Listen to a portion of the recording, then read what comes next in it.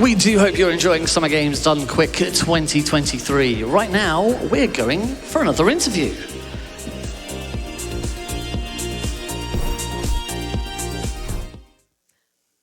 Hello, everyone. Kungfufruitcup here. I know, so excited. They're not cheering for me. They're cheering for the two of you, trust me. I don't know. I don't know. They could be cheering for you. I don't know. Bugsnax was so good. I had so much fun watching, so I wanted to make sure that we chatted about it. Listen, I'm not going to lie.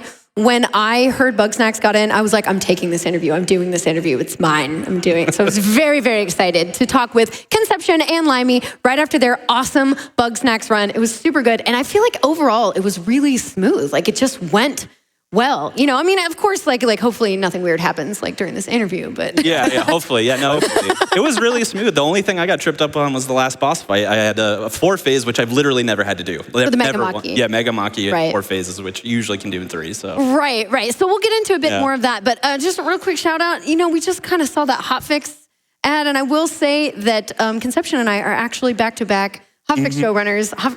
Conception has a wonderful show called Awfully Silly on Hotfix. You all need to make sure you check it out. It's so good.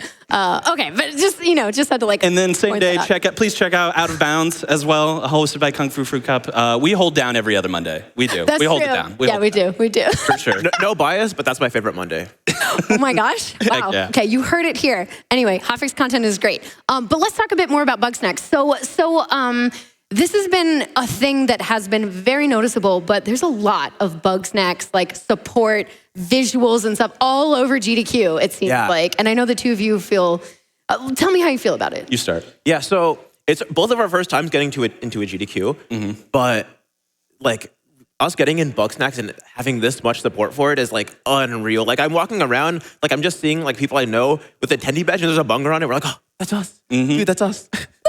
We're on the banner. We have a fan game or a Yeti shirt, one of the two. I can't remember. Yeah. That's a Bugsnax shirt. Where it's all over the place. We're at second run of the marathon. I know. If I ever expected this run to get in before, I really expected it to be one of those like middle of the week. Lost. You just like forgettable maybe. Type runs, yeah. Like.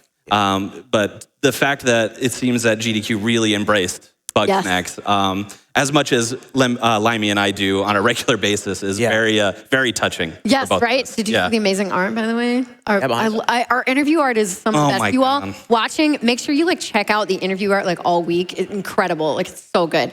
We were backstage when I saw it and I was like, oh, so happy. That's so good. Matches your Straubby hat, of course. Yeah. So tell me a little bit, just I want to focus gears like a little bit more on the run itself because, you know, kind of just happened.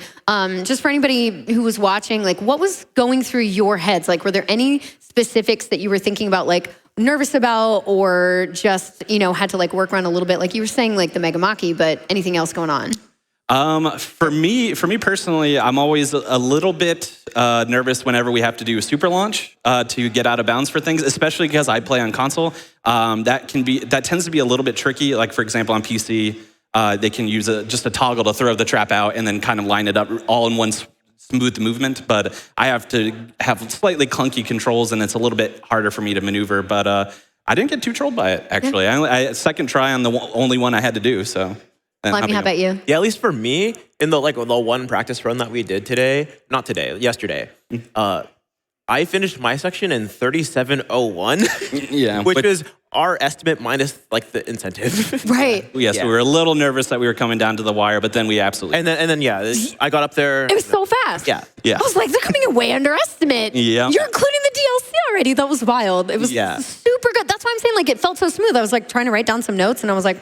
Smooth fights. That's and it's my over. Note. Yeah. That's my note. Yes. That's my only note. So then let's shift gears a little bit. So how do the two of you kind of come together to like create this? It's essentially a category that you came up with. Like you kind of routed and formed. Like how did that come I'm not going to take credit for it. Limy actually not only this specific category that we ran, you also created all bosses in general. Yeah. So me, like in the community, I'm not like that much of a runner. I'm not going to lie. I do a lot of labbing. I like make categories. I like find tricks and like make tricks like more consistent. Shout out to labbers out there, by the way. Yes, all the routers, all the glitch hunters. Yeah, so I was like, I really like the length of no major skips, but I just want to be able to do skips. I want to do all the bosses. I want to do some quests. I want to add some meat to the run, right? So all bosses, right?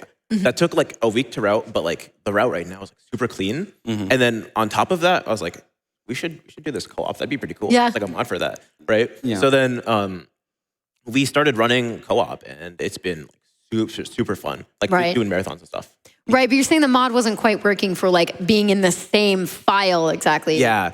I was trying to get a mod working for that, but like I think I have to like use cheat engine. I don't want to do all that. So Sure. Yeah, it's a lot of coding. It's definitely a lot. And one thing that we also like to joke about as well is based off of the halves of the route that we both do to kind of create all bosses. They're both also catered to our strengths as well, because we kind of just wanted to be like, all right, I'm bad at this, you take it. And then I'm good at this, I'll take that. You get, So we just kind of split it in whatever we had strengths for. So Sure. yeah, like for example, like his worst fight is like Daddy Cake Legs, and that's my best fight. Like Okay. I had almost a perfect fight, right? Yes. So I do that in my route, and my worst fight is Masta, and he takes that as his yeah, and I take that one as my first one. yeah. Perfect. Yeah. So that works really well. Again, like we got to see a really good mix of like here are different parts of the game, and so we got to see a lot more in less time, which was really cool. So I thought that was a really good idea, and love seeing it on stage. Now, before I let you go, your commentators. Yes. Devs of the game. How did you get them involved? Like what kind of came about for that? Yeah, so I kind of joked about it during the run, but it never hurts to just ask. You know, Absolutely. That's literally how it happened. Yeah, literally, that's the whole story. I've been involved in the Young Horses Discord. Young Horses, of course, being the developer. Shout out to them for making such incredible games as well. I've been involved in that Discord for a while, especially since the DLC released last year, and we got in, which was a very exciting moment for us. I knew their office was in Chicago, which is not super far away, but it is a lengthy drive. So I shot my shot. Originally was going to just say, hey, you want to come on as remote commentators? But they're like, we already got our hotels and our tickets, so we'll see you there. That's awesome. And and that's how it happened. And just sometimes ask. You never know. Just You never know. seriously, there's so much in life that you can. I was just listening to something about that actually recently, and yeah, it's like a very important like a life lesson. Just ask. Yeah, you never know. We had the two awesome devs come in, so like thanks to them for being a part of this. It's always really really cool to see developers and people who work on games like come in and be a part of this and embrace it and like welcome the speedrunning community. So yay, sure. Yeah, props especially for with that. Young Horses being like super like not like super involved with the speedrunning community, but like patching a skip back in. Yes, Like yes, that never happens. yes. Yeah, and I they're love just that. they're such a sweet group of people too. When I was talking to them about as I mentioned in the run, the LGBTQIA representation of the game that is really prominent and really well done and tastefully done.